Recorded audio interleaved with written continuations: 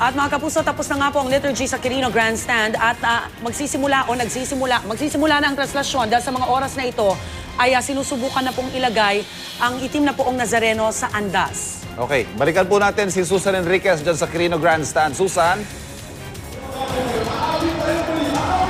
Yes, Ivan, Rhea, mula kanina doon sa kung saan nakalagay yung imahe ng itim na poong Nazareno, yung bikaryo, ay binuhat na agad ito at ngayon ay sinusubukan ng ilagay ngayon dito sa pinaka-andas, ano? At kung makikita ho ninyo ngayon dito sa, ito ho yung kinatatayuan ko ngayon, kinalalagyan ko ngayon, ay yung mismong stage, ano, kung saan ginanap po ang misa kanina. Pero magtataka kayo kung paanong sa mga oras na ito ho ha, punong-puno na rin ho ng tao itong stage nitong Quirino Grandstand, ano?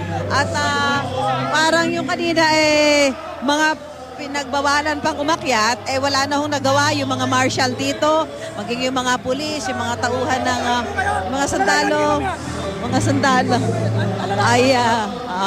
ay talaga nakaakyat na rin dito yung karamihan sa mga kababayan natin, ano? May mga hawak sila mga panyo, yung iba kanya-kanyang pahid na kanilang mga dalang panyo, at yung iba nga ay yung nagpipilit na makalapit at makahawak dito sa mismong imahen ng itim na poong Nazareno, yung tinatawag na bikaryo, no? Ito yung bikaryo. Pero yung sabi nga, itong iaalis man itong imahe na ito, ay magpapatuloy ang pagpapahalik dahil ilalagay naman dito ang replika ng itim na poong Nazareno, yung tinatawag na kalyeheron, para maipagpatuloy ang pagpapahalik doon sa mga kababayan natin na nagpunta dito sa Quirino Grandstand para makahalik nga dito sa imahe ng itim na poong Nazareno. So, yan o ang sa nakikita nyo ngayon, ito, wala na, pati doon sa kinalalagyan namin, wala na halos kaming masyadong magalawan dahil punong-puno na ho ng tao ang bahagi ito ng Quirino Grandstand na kanina ay maayos at maluwag pa naman habang nagmimisa. Pero kung magtataka ka kung paano na yung mga espasyo kanina, ha? Diba? O, yan. O, ayan. So, ayan ha.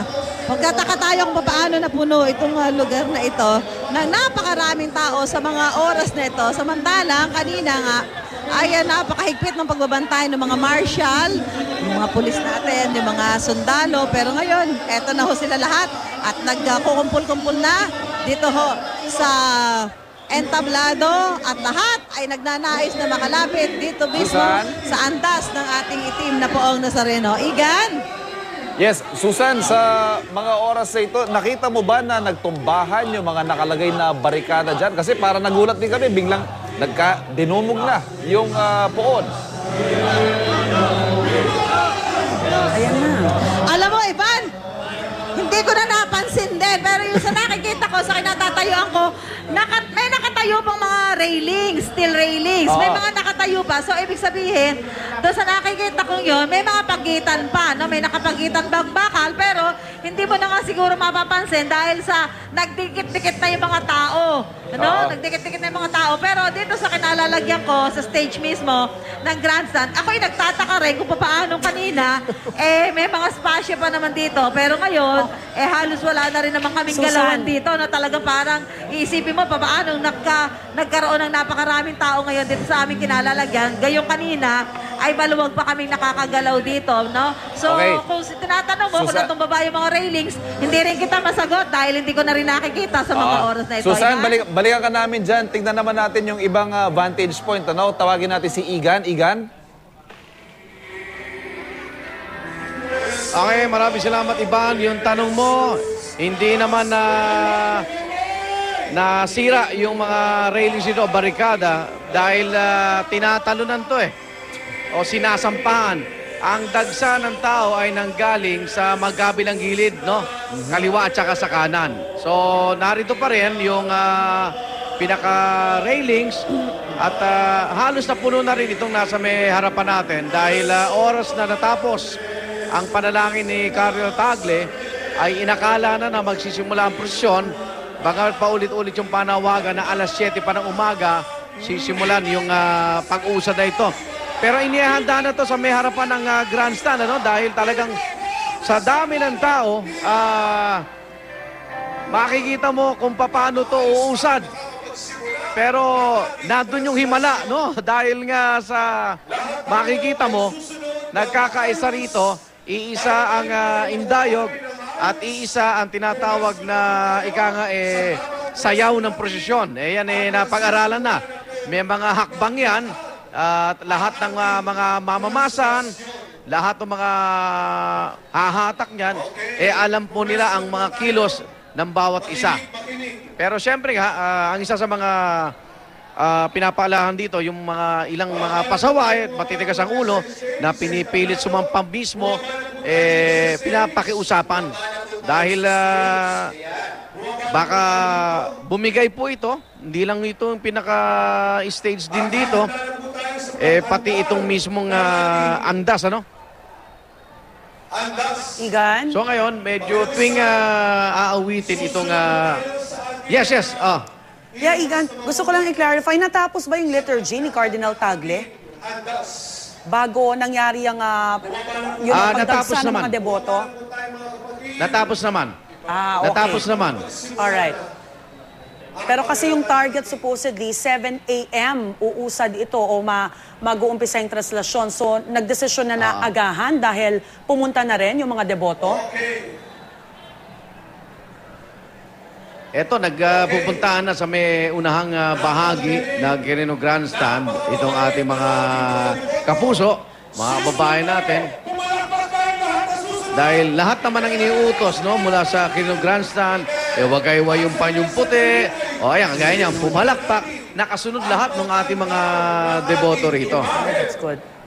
Pero sa nakikita nyo po, ayan, kitang-kita mo naman kung paano pinapakiusapan, no? Yung mga nasa unahan nitong andas, talagang mukhang, hindi ko alam kung nagkakarinigan o hindi sila nakikita dahil talagang, alam mo, yung sound system dito ay napakalakas.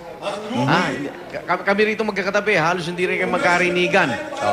So, pinapapwesto na ng maayos itong mga kababayan natin para masimula na itong prosesyon. Although, ang announcement nga ay alas 7 ng umaga.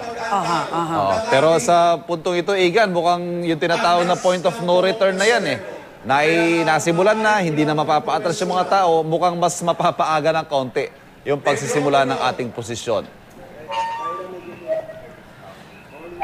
Igan, dito. Mapapaaga yung pagpunta dun sa andas, pero yung pag-usad mukhang hindi ko nakikita paano aandar ito.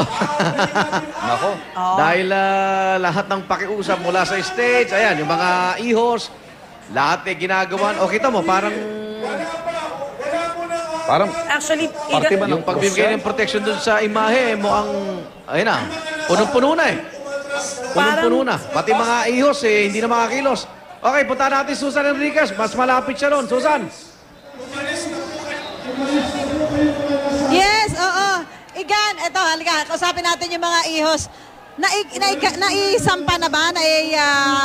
Sakay na yung ating yung imahe ng Podo Nazareno doon sa andas? Naisakay naman po ng matiwasay at walang masyadong kaguluhan. Hindi kagaya nung nakaraang taon. Talaga pong halos gipit na gipit po kami, hindi kami makakilos. Ngayon po naisakay. Anong oras ba talaga yung prosesyon? Anytime ba? Tutulak na? Alas 6 po siya mag-uumpisa po talaga. Prosesyon? Opo, ang prosesyon po. So ano na lang ngayon, ang naisampa na, nailagay na? Bali, inaayos na lang po dadaanan ng ating senyor. Pinapatabi na lang po ang mga tao para isa po tuloy-tuloy na pag-andar po. Oo, salamat. Isa sa mga ihos dito sa entablado, no? Sila yung kasama doon sa mga nagsakay doon sa imahe ng itim na Poong Nazareno. At kanina nakita ko pa rin dito, Ivan, Igan, Rhea, itong si Monsignor Clem Ignacio. At nandito siya, pati si Father Rick Valencia. Yun nga, supervise nila yung pag-usad, dahil naisakay na nga yung imahe, so pwede na magsimula yung prosesyon anytime. Ha? Walang? Lubid? Narinig ba tayo ni Susan? Okay. Sa nakita ho natin sa video kanina, Yung parang lubid, andyan na. Wala pa? Wala pa yung lubid. Nasaan? Nasaan yung lubid? Tanaw na ba yung lubid?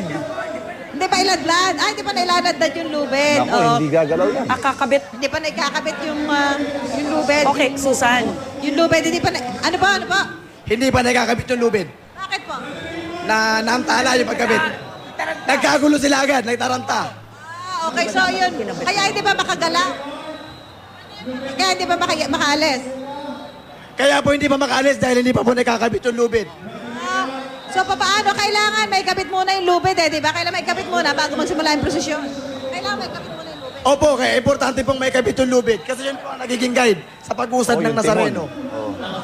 So yun, para una ikakabit yung lubid, kailangan may kabit muna yung lubid para makausad na itong andas ng itim na poong Nazareno. Ito mga nakakausap natin dito, yung mga ano dito, mga ihos dito, na mga sabi niya, mga alagad, mga marshal, sila lahat yung kasama dito.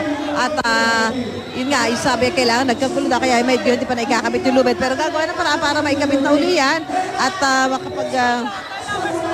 makapag-simula na yung prosesyon nitong makapagsimula na yung prosesyon nitong itim na poong Nazareno sa mga oras to. Nasabi nga nila ay magsisimula na rin naman to kapag nailagay na yung lubid na siyang hahawakan ng mga deboto, ng mga namamanata na pumupunta nga dito sa Quirino Grandstand kapag ganitong pista ng itim na Nazareno para sumama sa prosesyon. Taglay ang iba't iba nila mga panalangin, mga kahilingan, pasasalamat dito sa itim na poong Nazareno. So mamaya-maya, tingnan natin kasi natanong ko kanina dito si Monsignor Clem Ignacio pati si Father Rick Valencia. Tingnan natin kung malalapitan natin sila at makakausap kaugnay nga nitong prosesyon ng imahe ng poong Nazareno ngayong araw na ito. So balik muna tayo kay Ivan at Rhea. Okay, maraming salamat, Susan. Establish lamang natin, Rhea. No? Si Susan po nasa parting stage. Yes. Sa Quirino Grandstand. Si Iga naman po nandun sa may parte ng mga Burnham tao. Green, dun sa field, yung dun sa media box natin. field, ayan. Si Emil Sumagil naman po, nagbabantay din sa Quirino Grandstand. Pero mamaya, babalikan natin siya sa kanyang ulat. Pansamantala, Magbabalik po ang unang balita. Tutok lang po kayo.